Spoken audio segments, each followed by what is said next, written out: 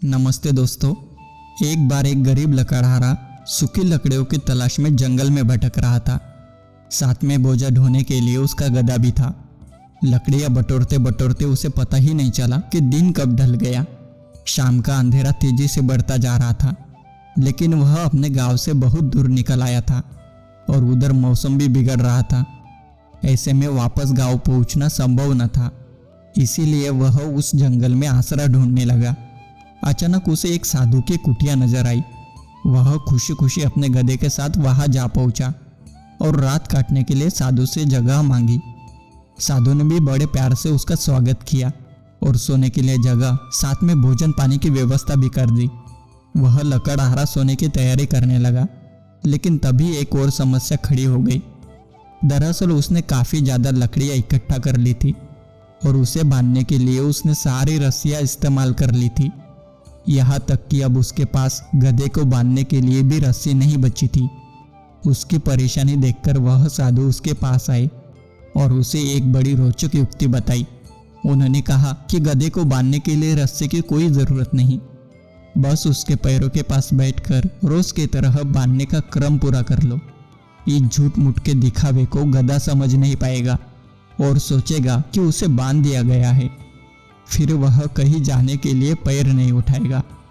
लकड़हारे ने और कोई चारा न देखकर घबराते सकुचाते साधु की बात मान ली और गधे को बांधने का दिखावा करके भगवान से उसकी रक्षा की प्रार्थना करता हुआ सो गया। रात बीती, सुबह हुई, मौसम भी साफ हो गया। जंगल में पशु पक्षियों की हलचल शुरू हो गई। आहट से लकड़हारे की नींद खुल गई। जागते ही उसे गधे की चिंता हुई और वह बाहर की ओर भागा। देखा तो गधा बिल्कुल वही खड़ा था जहाँ रात को उसने छोड़ा था। लकड़हारा बड़ा खुश हुआ और साधु को धन्यवाद करके अपने गधे को साथ लेकर जाने लगा। लेकिन यह क्या, गधा तो अपनी जगह से हिलने को तैयार ही नहीं। लकड़हारे ने बड़ा जोर लगाया, डांटा भी, लेकिन गधा तो जैसे अपनी जगह पर ही जमा हुआ था। उसकी मुश्किल देखकर साधु ने आवाज लगाकर कहा, अरे भाई, गधे को खोल तो लो। लकड़हारा रात की बात भूल चुका था। बोला, महाराज, रस्सी तो बांधी ही नहीं, फिर खोलूं क्या?